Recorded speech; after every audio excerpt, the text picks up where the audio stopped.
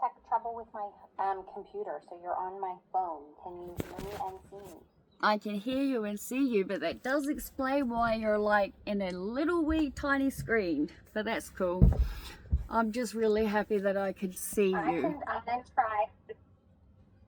I'm trying to fix it while we're talking at the same time. Have you seen the email that I sent to you?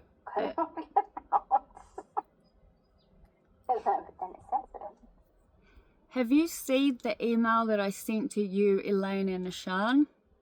I got it yesterday afternoon when I got home, and it seems like a bit not great. A bit not great. I don't know. Yeah. We literally had our furniture. Like, it's been a nightmare from get-go. I made it really clear that there was just absolutely no way that this could have been done, right? In the time he said. But he was absolutely positive 1000% that he could, right? Now, I don't think I've been very quiet about the fact that I want to come home desperately. Yeah? Like, my mental health and my physical health up here are shot to shit, yeah? And, everything was so good, Nicole. Oh, you know what I honestly think has happened? And my sister and everyone else is freaking out because I keep recording these and putting them up. And I'm like, nobody's going to tell me or make me feel afraid to the point where I shut everything down, yeah? So this is what me and Juice are reckoning. And as soon as someone calls me, which I imagine they will, I will fill them in at my end. But Juice was the guy looking after my house, right? Using it for storage and covering the rent, yeah? Yep. I called my landlord in Melbourne and explained the situation with Merv. I didn't go into great detail, but I was like, the house was sold, the rent was $275, then it went to $450. Because of how severe Merv's injury was, like, they flew him to Brisbane because they honestly weren't sure if they were going to amputate his leg off, right? So it wasn't exactly like I felt like we had all these options. Hindsight's a bitch of a thing in the sense of, when we were given the notice to the house being put up for sale, that was Christmas Eve, right? So we had no clue what we were going to do, yeah? And I've been in a pretty fucking bad mental state up here basically since I've been up here, right? Yes, it's coming back is yes, that's what we're looking to have happen, yeah. But it was not just coming back to Victoria, it was coming back to my home. My home that I love, that I've loved everything about it, and I've spoken to my landlord and he was like, I couldn't do anything with it. You guys would have had the house for years, yeah? Yeah. So when I came up here, I let Juice use the house, right? As you know. Totally fine. I trust Juice with my life, right? But then he called me saying, hey, I've got a friend who's literally about to be homeless. Since the house is empty, would you mind if he stayed? And I was like, only if you truly to God trust this dude, yeah? And unfortunately, he said that he did, right? And I don't blame Juice, because Juice has been absolutely fucking incredible, right? But, so obviously he asked him to leave, right? Because I was coming back, yeah? And I was so happy. I'm so happy. And it's been nightmare after nightmare after nightmare up here. And it wasn't coming back to Victoria in itself that was making me excited. I mean, I was excited. You know, there's a tiny little bit of me that thinks somehow my sister and I are gonna, I don't want to jinx myself, but she's obviously aware of what's going on. Her and her family drove past the house. My landlord said, I am not willing to send you photos. Juice and everyone are like, don't search it, don't look at photos, you will be absolutely devastated. And it's like, I haven't even had a chance to process, let alone to grieve, because honestly, I just feel like the stupidest person fucking alive. Because on the exactly because this, you trusted somebody or you gave someone the benefit of the doubt, that's not a character flaw. I did it because I care so much about people that I want to help everyone. Yes, But, and it's an unfortunate lesson to learn that you can't help everyone, and if you do help people at times, people will take advantage of you. so Juice asked him to move out.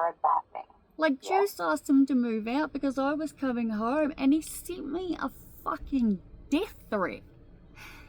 He literally says, I hope you are in a accident and you die and I will be happy about it, right? So they are treating the fire as suspicious. Obviously, what did you do about the death threat? Anything at the time?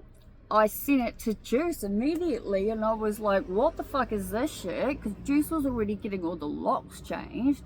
He said that he rung him and he scared the absolute living daylights out of him, and he was like, you'll never have to worry about him ever again because I put the fear of life into this guy, right? My issue is, this is what I keep coming back to, right? I video every day, right? This is my diary. I talk about everything, yeah? And I have been so excited to go home to my home, you know? It was my home and I could afford it and I could have been there. Like, obviously I rang my landlord and then I explained the situation. I was like, I'm up here in Queensland, my 73-year-old, you know, friend on an age pension literally cannot manage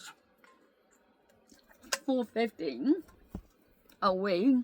So I've asked him to move in with me and we're in the process of dealing with getting the furniture shipped down, right? Yeah. And he was perfectly fine with that. But on some of my videos, I'd be talking about how happy I am, right? Yeah. How excited I am. You know, they had the new pool and gym updated at the end of the street, and like, I've already looked into everything. But in one of my videos at some point, I can't even tell you when, in one of my videos at some point, I said something briefly along the lines of, the only thing I regret is letting Juice's friend stay, because he completely and utterly destroyed the place, right? I think you were talking to me. Maybe I was talking to you. I don't know. These all go up online. You know that, yeah? I know. Yeah, but I think it's one of my videos. I honestly don't know, darling. All I know is that everything went to hell because I can't stop blaming myself, you know? Because I knew within myself it couldn't be done. Like, have I spoken to you since I got the burn? Like, do you know about any of that? My physical health right now is so severely bad, yeah, that I cannot hold things in my hands, right? Now, I've explained it to every doctor I've seen, and they all agree that there is a difference. When you drop something, you drop something. When you're holding something and your hands just stop working, they fall, right? Two very different scenarios, yeah? Yep. Look, I don't know if you'll be able to see it or not. Right, I'll send you photos, okay? Mm-hmm. What is it meant to be that I'm looking at? I'll show you the photos, okay?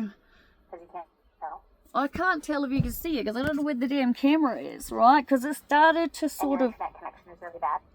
Yeah, it might be. I'm in the caravan right now because it was just easier. Mind you, like, the moving company have put my mental health to the point where I want to get to Victoria, get a Victorian address, especially with the citizenship stuff coming up. And I want psychiatric care. I want it. I need it. I can't do this anymore. Here's an example. I take fucking pills out my ears, yeah? And they're all set to timers, right? So I got morning meds at 5 a.m, normal meds at 8 a.m, more meds at 10:30, more meds at 2:30, then I got my evening meds at 7, right? There are alarms going off for medication everywhere. Look, can you see that? Oh, yeah. Yeah? What's the thing? Yeah, because I was using something else, but I was doing 4 weeks at a time, and there's something really fucking weird happened, and there was all of these fuck ups with my medication that nobody understands what has happened.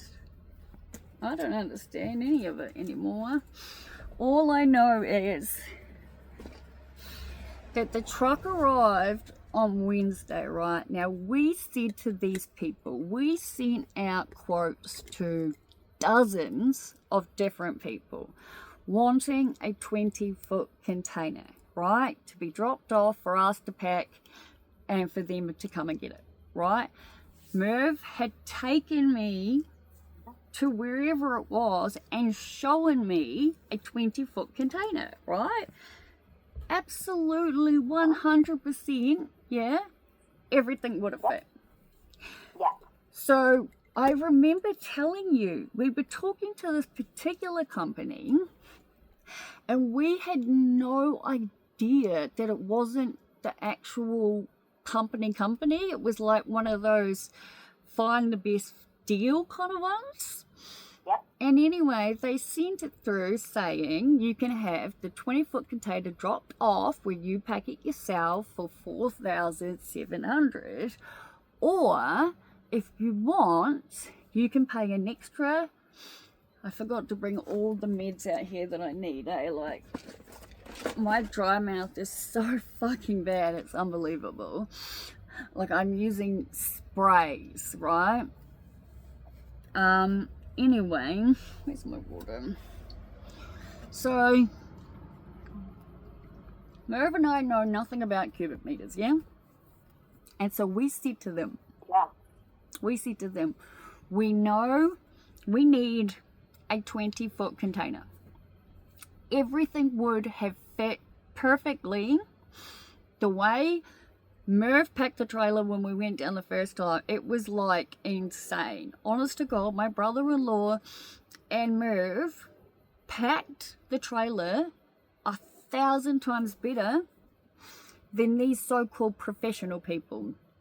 For starters, we'd been organizing everything, yes, so we knew where everything was. We decided that we would purchase the additional 3 hours of professional packing. Now, I don't know what you consider professional packing, but I fucking sure as shit don't consider professional packing some young cunt coming in, right, with an older dude. They're constantly speaking in a different language around us.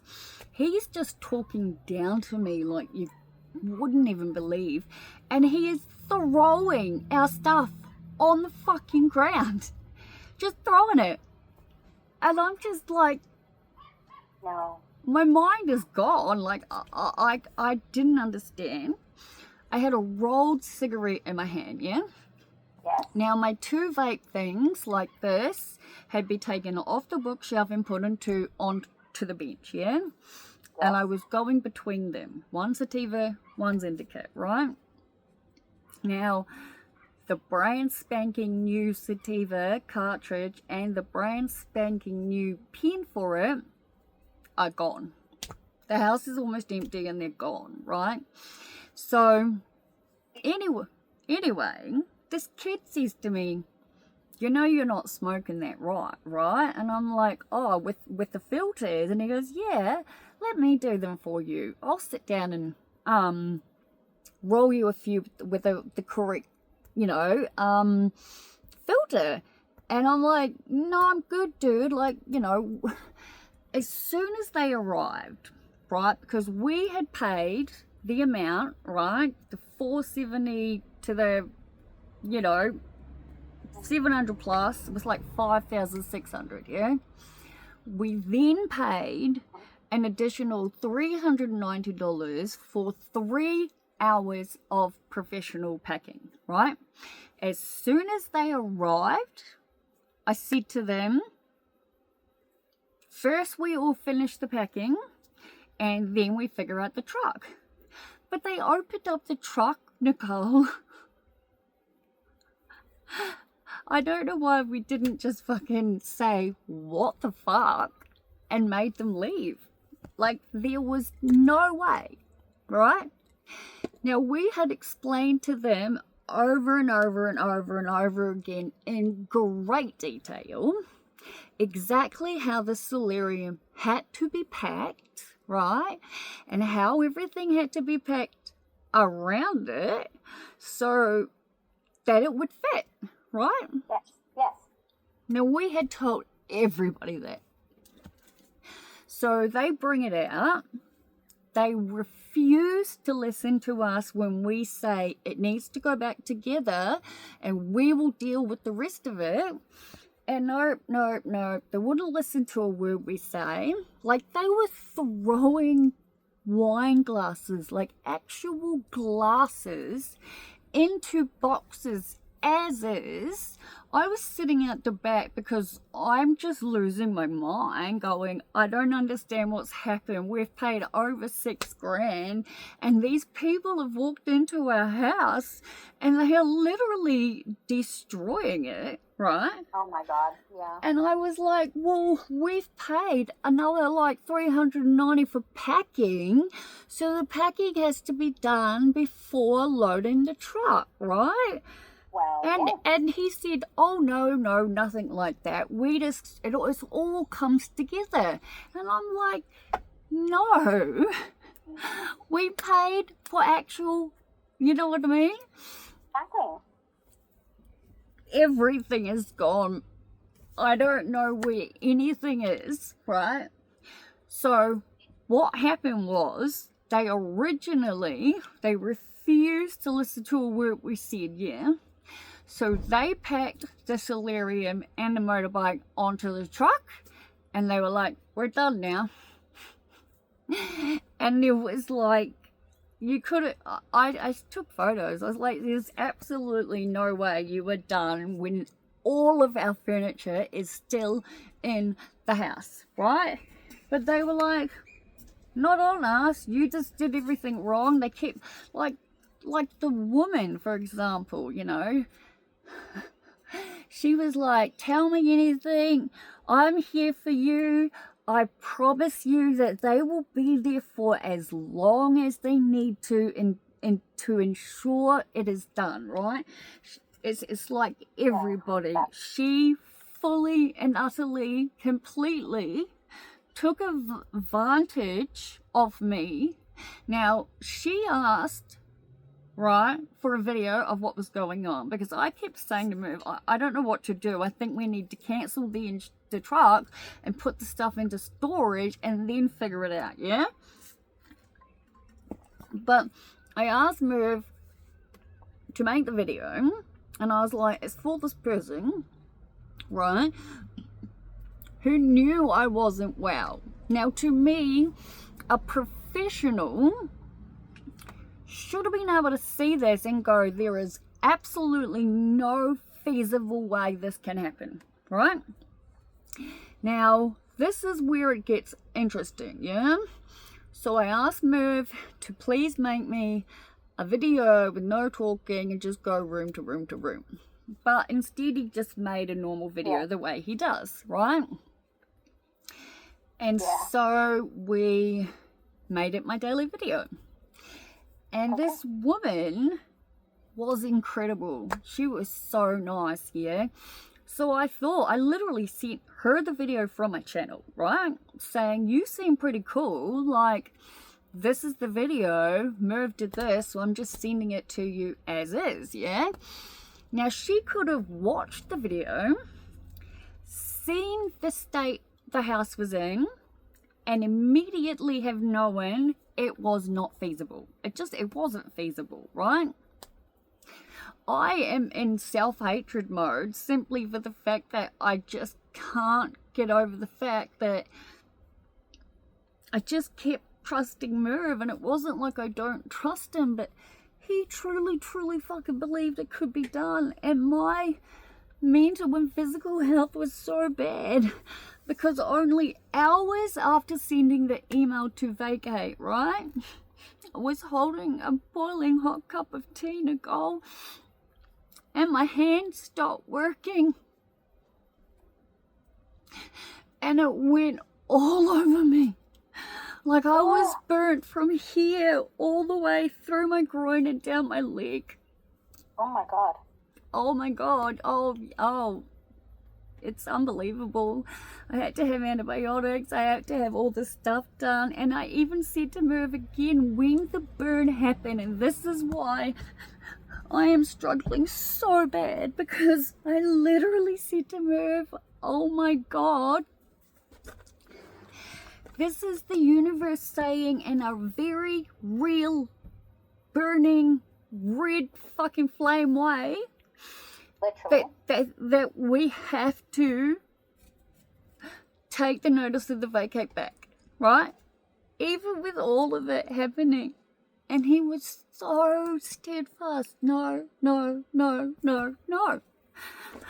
And yet he didn't seem to realize that if he wanted to do it in this amount of time, it meant working from like 6 a.m. until fucking 10 o'clock at night. It was not feasible. And I'm just so angry at myself that I didn't do something, but my mental health is so bad that I'm currently prescribed 2 Xanax a day. 2 Xanax a day. What do you think you could have done differently? I could have told that. I don't see. What could have I done differently? I don't see any alternative options. Like a lot of these situations, like the packing company not sending you the right thing, they're not doing the right jobs, they're, the house burning down. None of these things are things that you can control. No, I think you're trying your best to mitigate bad things. It's more about the fact that we needed longer to get this house done. Our lease, we were meant to drop the keys off on Friday night by midnight. Somehow or another, I magically was able to bring Merv and his daughter together, and she came past 2 weeks ago and saw the state of it, but then she came past on Thursday and was like, holy fucking fuck balls, there is no way. And she immediately called the real estate agent saying, is there any way they can have another week, right? And they were like, well, no, because as I think I've said to you, yeah, we wanted to be out exactly, right, so that we didn't have to pay for weeks we weren't here. And of course, the real estate agent did exactly what we asked, and we met the lovely couple. They're beautiful, right? And they're moving straight in. So the simple fact that it's like 4:42 in the afternoon on Monday, the carpet cleaners have just left, the pest control people were there, all the bedrooms are empty. We've still got to clean Merv is like filling the trailer with all this, like he's been, like the caravan is pretty cool. It's just that it wasn't set up to live in. It was set up for 3 nights to get home, right? And we were gonna do it up then. Like, it is 100 degrees in here right now, yeah? And we have aircon. But it doesn't, it works, but it works only in a level where your ears are going, like, you can't hear it. And I've been talking to Merv about it for ages. And then, like, he started getting the gas stuff sorted, yeah? So that everything will work, right? Yeah. And had the guy out here plenty of times. He was able to fix the majority of whatever it had to be done, yeah? But then there was this like tiny little pilot thing or another, and it wouldn't stay shut or something. And that means that he tried to replace it, right, with another piece.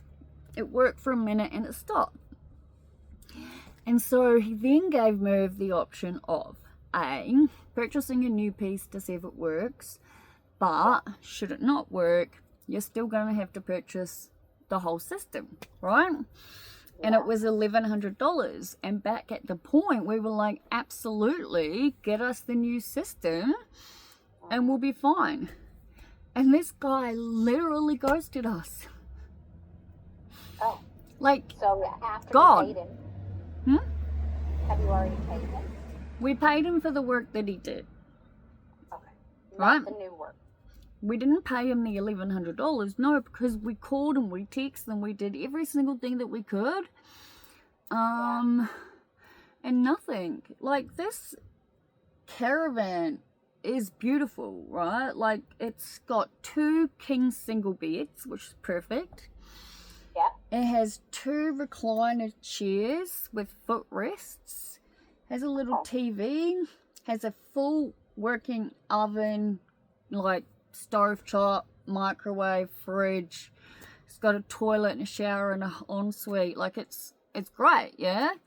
Yeah. And it would be perfect once the things are fixed up, you know, but like, keeping in mind these packing people took every single step we have, yeah?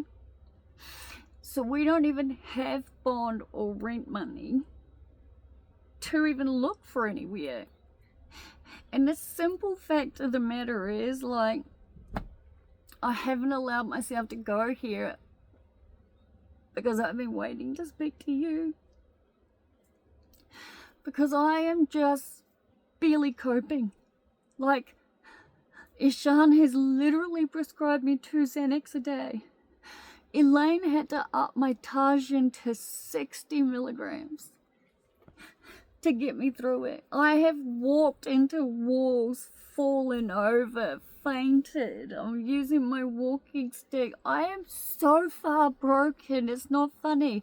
And you want to hear the... You're certainly having a very clear physical reaction to the extensive amounts of stress that you're under. I woke up in the middle of the night and I had to rush to the toilet, just vomiting my guts up. But the worst of it all, and this is the thing that is actually scaring me now, is because of all the medication I take, right? Well, I don't understand how this is happening, but it's happening. Because I take the pills out and I put them in my hand. And then I go to take them. And then I think I've taken them. And I haven't, because I find them on the fucking floor. Do you know how terrifying that is? My damn dog eats everything. Oh, that's not good. Why do you think I'm afraid? Like, I am so far past it. Like, I want, like, I've my citizenship, I got it approved. I want to be in Victoria. So I'll tell you where we're at so far, okay? Yeah. We have to give the keys back by 9 a.m. tomorrow, right? So Merv has booked us a caravan park somewhere local, like 10 minutes away. For now? Yeah. For the next 3 nights, yeah? To be leaving on Thursday. Alright? And I think that's a good thing, because then you're going to have a decompress and a sleep. Yeah, this is exactly, both of us are absolutely out of our fucking mind. Like, I'm crippled and he's 73. Like, it's unbelievable, right? Yes, great idea. Good job, Merv. Next. So, obviously, I've had all of my friends searching for everything. Like, my sister and her family drove past the house. She cried. My landlord didn't even know any of it was happening, because I woke up to the messages on Thursday morning from my neighbor saying, oh my god, Liv, your house is on fire, right? And so I sent dozens of messages and missed calls to my landlord saying, please tell me what's going on. He got out of he was at a work meeting, and he immediately called me and he goes, I've literally walked out of a meeting at work to your messages and I haven't a clue what the hell's going on. But while he was in the meeting, the council had sent him an urgent request that he had to get security gates up to get the thing, you know, secured. But it's definitely looking like arson. And this was my home.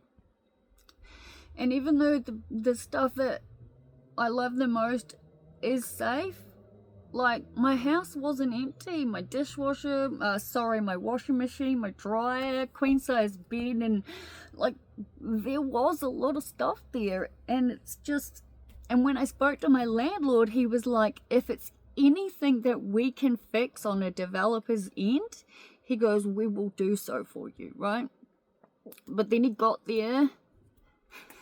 Actually, he's like, I'm gonna go there now and I'll call you. But I didn't hear from him for like hours. And then hours later, he rung me and he goes, I'm so sorry it's taken me so long. He said, I've seen the house and I refuse to send you photos. He goes, I'm really sorry. He goes, but I know how much you love your home. And he said, I can already tell that you're highly distressed. And he said, if I send you the photos, it will break you into 1,000,000 pieces. Like, Juice wouldn't send me the photos. And my sister, like I said, and her family drove past, and I was like, the landlord and Juice won't send me photos. And I was like, if it's that bad that they're saying that, I was like, please don't. Like, my friends have all looked into it. I don't even have the courage to Google it. You know what I mean? Because I can't, like, it was my home. It was my home, and I was coming home. I haven't had time to grieve. I haven't had time to process, because these movers, right, they took the solarium and the motorbike and then left, right? And so we immediately called the company saying, what the hell is going on?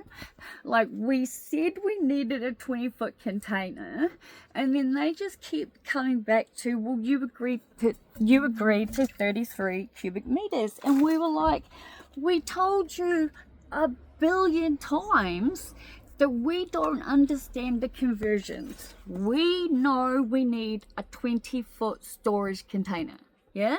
I said, if you're offering us 2 people to pack it for $700, considering how fucking crippled we both are, I was like, obviously we're going to go for it. And they absolutely swore on their lives that it was the equivalent. Well, I can tell you right now, I know absolutely nothing about dimensions, space, this and that. People say, oh, 100 meters from here. Fucking no idea, okay? That part of my brain doesn't work. A cubic meter doesn't mean anything to anyone. Like, that I haven't a goddamn clue. Merv drove me to wherever they have storage containers, right? And he said, that is a 20-foot storage container. And 100,000% everything would have fit if we'd just done it ourselves, right?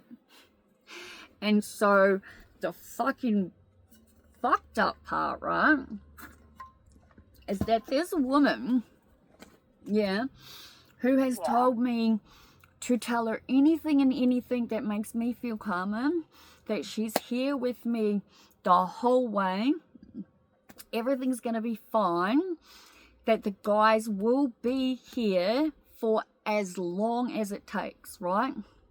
Now, at no point do I, for as long as it takes, doesn't compute to, we're on a very scheduled time frame and now we're running late, so gotta go. Those two things literally contradict each other completely. But yeah, they're opposites. We thought that Just we to were... make sure you know you're not crazy. They're different things. Thank you, because we truly believed with every bit of us, that we were getting a truck to the standard size of a 20-foot container and that two people were going to help us. The amount of things they broke is unbelievable. Oh, and this young kid, man, giving me shit about my fucking rolled cigarette and then telling me I got the wrong filters and I'm smoking weed wrong and I'm fucking this and that. And he has the audacity to call this woman, who, by the way, completely, the second she got our money, right, turned. Like, once she got the money, she was literally like, shouldn't be speaking to her, should only be dealing with Merv, the booking is under Merv's name, I don't want to hear from her. And then she sends a message or something along the lines of, we've discovered that Olivia has a YouTube channel and we would just like to point out that you cannot mention this, that, and everything else. And I thought to myself, well, you're a fucking retard, because you didn't discover anything. I sent her the message. I sent her my channel because I truly believed that I was speaking to a good person. I truly, completely and utterly believed that I was speaking to a person who gave a shit. Because you just got to hear it in my voice. Everyone can... So she had the audacity to call Merv, right? I made a video after they left saying my suicide ideation is through the absolute roof. Like, I am beyond struggling right now. Like, self-harming and suicidal ideation is hence the medication, you know. And she had the audacity to call Merv and be like, she already had problems. It's got nothing to do with us. It's got nothing to do with anything to do with our company. And I just kept thinking, isn't the whole point of like Google reviews and, you know, like, as far as I know, legally, I can do whatever I want. They have taken full advantage of two very vulnerable people. They have taken every single cent we've got, and they have done nothing to what we actually agreed to, because they just keep bringing it back to the cubic meters. And me and Merv must have said it about 1,000 times. As long as that is the same equivalent as a 20-foot, we only want 20-foot. We would have been better off having it dropped off and done it ourselves. Like, I've never felt more taken advantage of, and as honestly as long as I can truly remember, than I do by this company. And I'm fairly certain I'm in my legal rights to do something about it.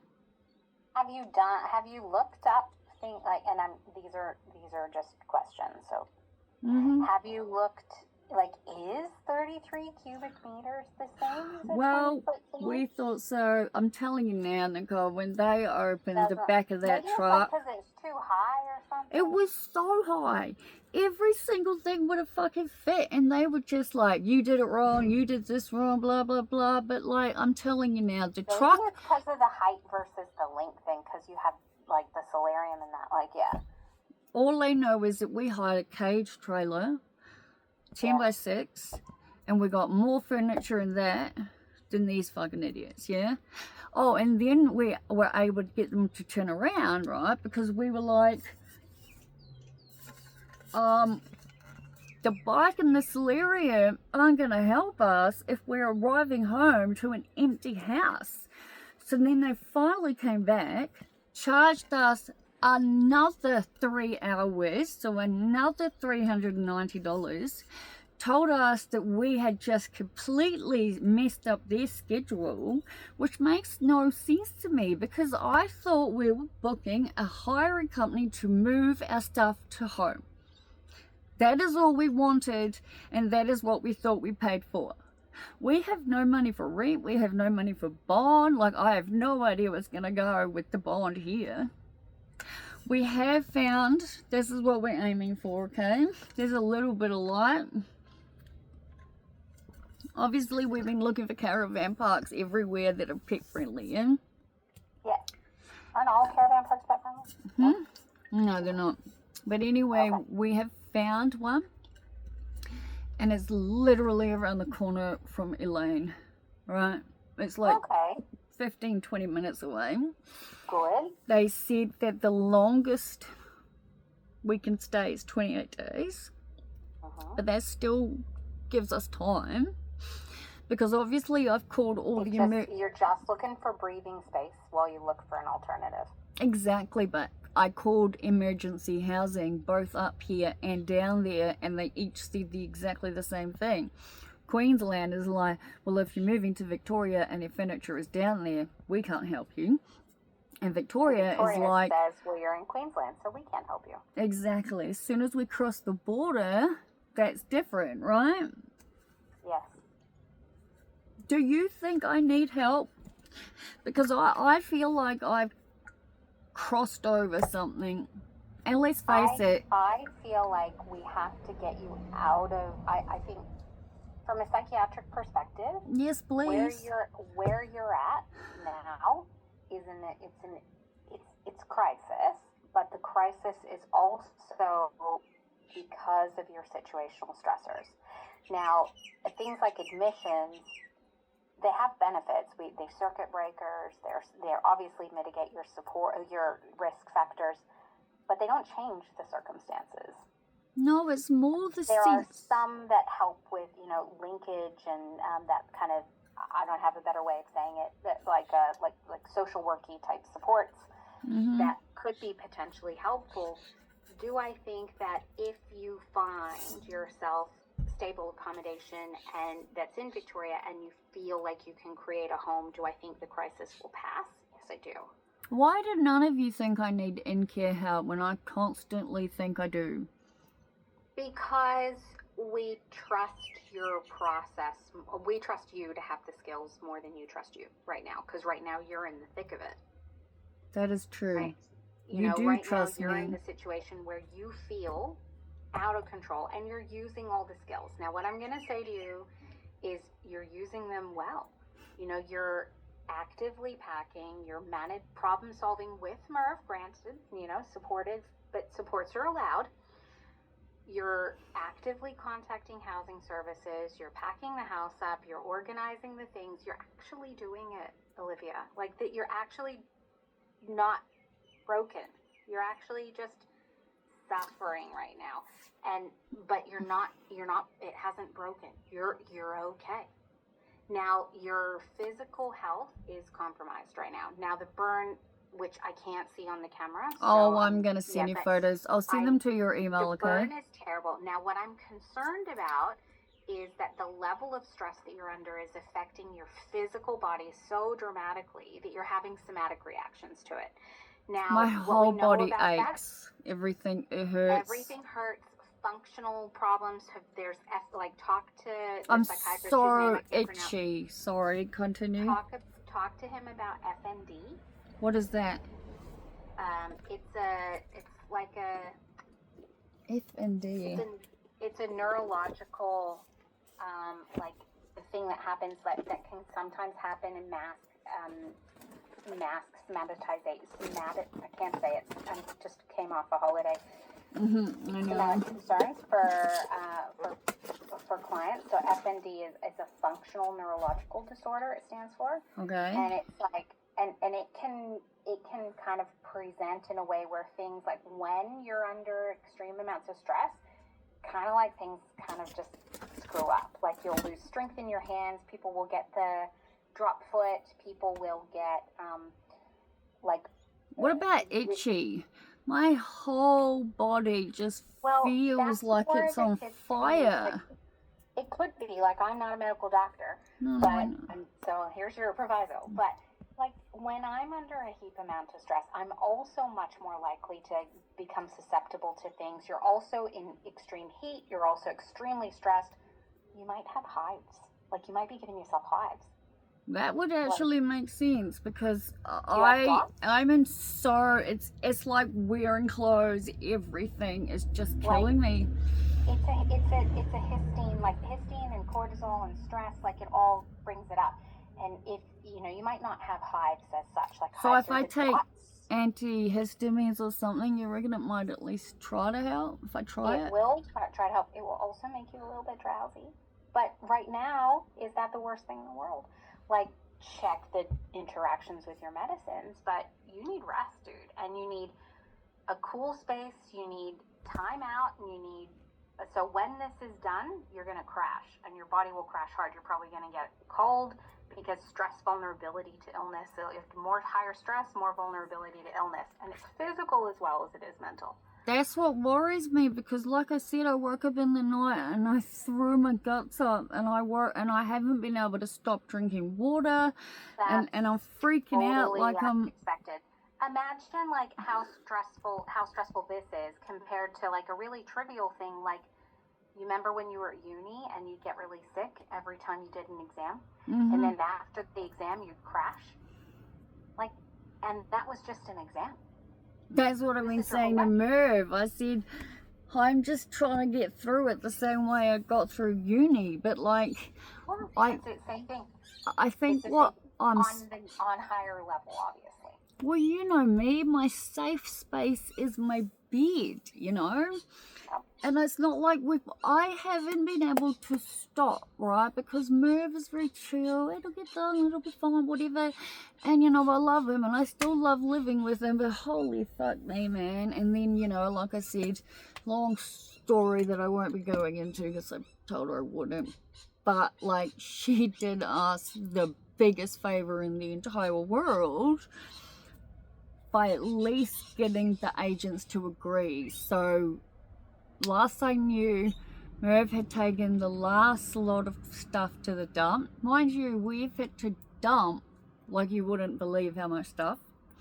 We've also had to hire a storage container out here.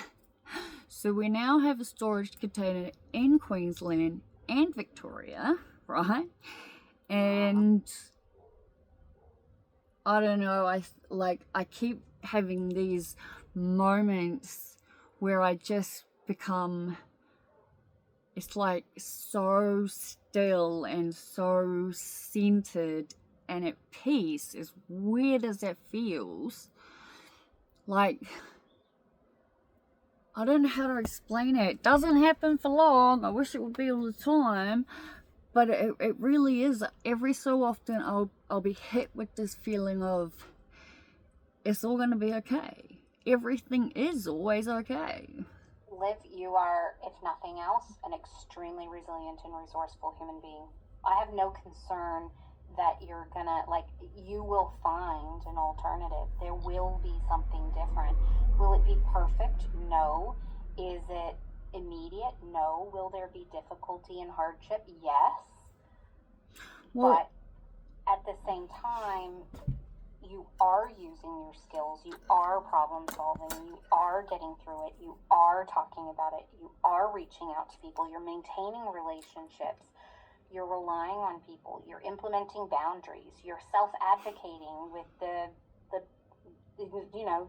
moving people. Like, you're actually kicking goals in what sounds like a giant shit show. Thank you. I think when I hear you, you're saying this is really shit and I need some support and I want to go to hospital. I get that.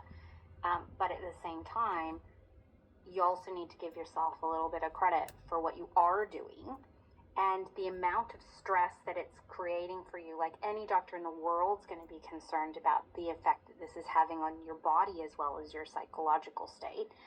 And you will get through that, but we have to do it safely.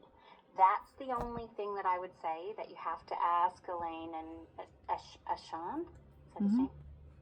About how that feel, how they're sitting with that. From a psychological perspective, I think I can validate where you're at, and I think that I can say, don't forget you're doing good. And you could go either way. But from a physical standpoint,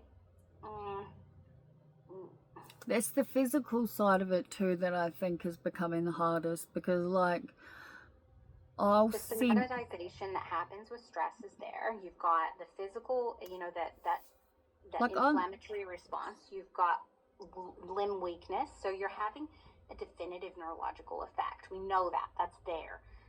What that means and how they can sit with that, what medicines are doing and working for you or not, these are things that I can't tell you.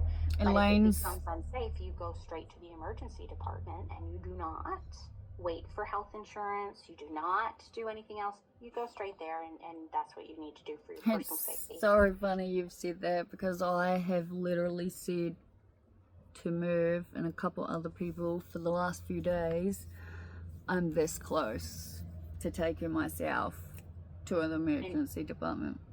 And if you need to, then you do. Like that. And at the end of the day, there's nothing wrong when you're in crisis with doing that. What that means, I don't know what they'll say as far as an admission goes, but it does mean that then you have at least a medical check and some immediate psychological support from whoever, the psychiatric teams that are in Queensland. I don't know the names of them. But it's not going to happen up here. I need to get to you guys, right? And like I said, there are also emergency services. If it's an emergency, there are emergency services in every state. So please do it. But I hope it doesn't come to that, because to be honest, I think that separation from Happy, separation from Merv, and a period of time where people take things away from you and don't really fix anything isn't really going to help that much. The only thing I'm worried... It will keep you alive, but it won't change anything. True. That does help a lot. But I guess my biggest worry is, and there's just so many things I keep forgetting. Like, every so often I'll be like, oh my god, I'm so excited to go home, and then I'm like, someone fucking burn it down.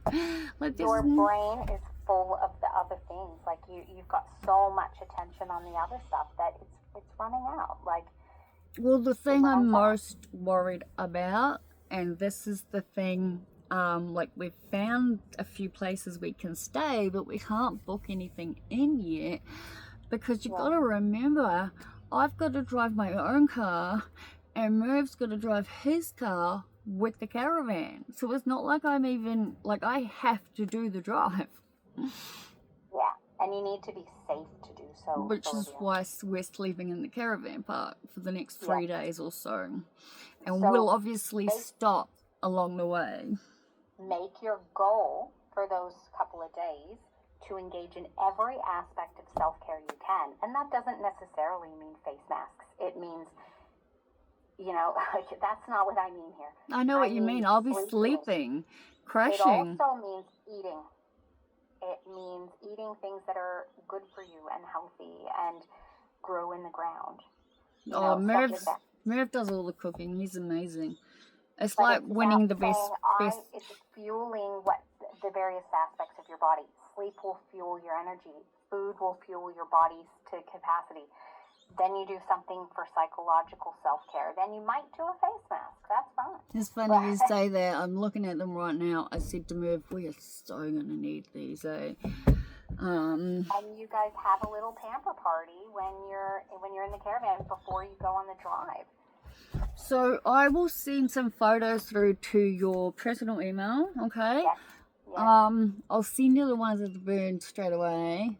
I'll send you the one of the caravan when it's a bit better state. There's shit everywhere, yeah? But, today is about survival and getting out of there. And then, you know, we know that the light at the end of the tunnel is going to be creating a new home in Victoria, somewhere where you feel safe and supported with your friend and your dog, and you're going to create a life. Like, you're going to come back to things and move away from the toxicity that you've experienced for so long. And that's what we're aiming for. And we're thinking good thoughts, because I did ask my landlord, do you have any other properties in the similar state? And he said no. He said, but your original landlord, the guy who was the owner way back in 2017, he said he may have some. So I contacted him immediately and got nothing back. So I sent a follow-up message saying, I'm guessing this means nothing, right? And he responded saying, I'm actually overseas at the moment, Liv. Sorry it took me a while to get back. I unfortunately don't have any places, but he's going to ask literally everyone he knows in the industry. And other than that, you know me, I just keep the faith. And we put it out to the universe that you need something great to happen, and hopefully it will. No, as I've been teaching Merv, that's not how you say it. That's just putting it out wrong. Because if you're hoping for something, you're having a negative doubt. And if you're waiting for something to come, then you're always going to be waiting. So I'm trying to teach Merv, and I'll tell you as well, you must need to live in the present, right? So I said to Merv earlier, I said, you cannot say things out to the universe like, we will find our own home, and we will. I said, no. I said, we live in the present as it is now, and as far as I am concerned, we do have our own home. We are homeowners. We have what we need, and I know that. And then there's no doubt to fuck up the universe. Like, perfect example, haven't looked at my earrings in God knows how long. This morning, thought I'd check them out in the mirror before I got in the shower. Yeah? Got out of the shower, had my hair towel on, did a bunch of things. And the next thing I see, I'm like, what the fuck, man? My earring has fallen out. I've only just found it in amongst everything on the carpet, right? And then I was able to find the back. And I just said to Merv, like, no word of a lie, I haven't thought about my earrings in, like, forever. Yeah. And not even, like, 20 minutes later, one's fallen out. So, you and Elaine make me just, you know, as I've said to her, and I'm pretty sure I said it to you, Merv's coming to both my first appointments with me. All I want in the whole world is to give you a hug and Elaine a hug. Have you dyed your hair? Have you dyed your hair? It's the same color. It's always been dark. It's very dark, yeah.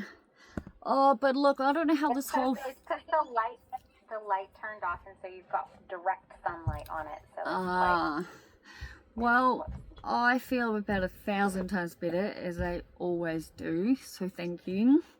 I'm glad I got back from leave right now. Yeah, me too, truth be told, me too. I felt guilty after I'd sent the email, and then I rung. I was in places I had no internet. Oh, no, I rung your receptionist, and she goes, oh no, Nicole's overseas, and I was like, oh fuck, poor Nicole. So I'm glad you didn't see that. No internet. I was in remote Canada, and then I was and then I was on a Disney cruise. Nice. With the kids? Canada, not with the kids, but yes, obviously the Disney cruise with the kids, and oh my god, so much Disney. That's so funny. I actually feel like I'm much better. Like, there's still things that have happened that I obviously am going to deal with once I'm at a mental capacity to do so. But you can't deal with it all at once. You deal with the immediate things right now that are creating all of the, well, not all, but a lot of the stress. What you've said about the body and all of that stuff, it just makes everything make much more sense now, because it's like somehow I've inadvertently been making it worse on myself, and believe you me, all of you were in my head, yeah. Plus I've got move, slow breathing, stop, water, like every single thing you can think of.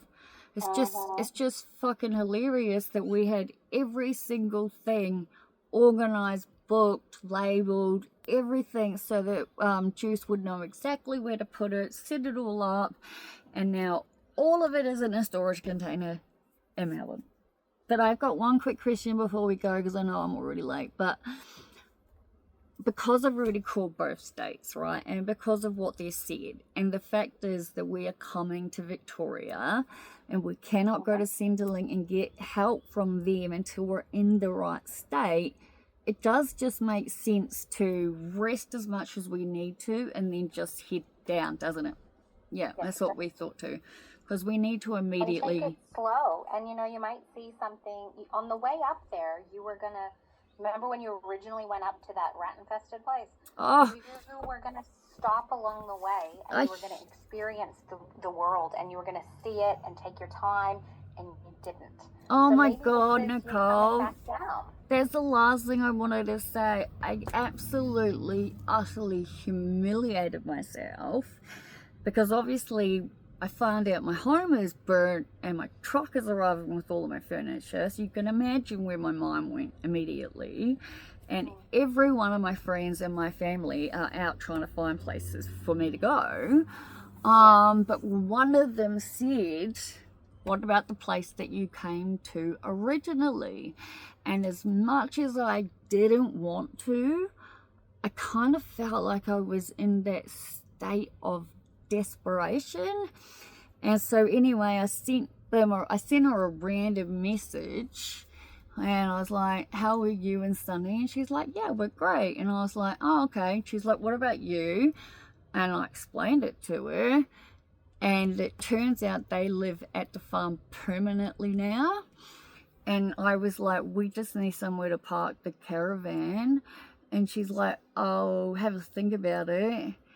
And then I was like, what happened? I thought you were my friend. And she goes, I am your friend. And I was like, then at what part of it, why wouldn't you ever do anything to intervene? And she's like, it's got nothing to do with me. You can figure it out yourself. And I just thought, well, I've humiliated myself in the sense of she now knows how fucked up I am. But at the same time, at least I didn't let my pride get in the way. But, because you got to imagine, we got to pay for petrol, we got to pay for all of the stuff to get there, right? But anyway, it is what it is. I know I've probably made you run way late, and I'm sorry. Take your time with the drive home and we will be. What you wanted to see. Rest, and don't push it. There's no point. No, of course there's not. And you may as well have a little bit of joy along the ride. Yeah, I'm going to turn my camera off now.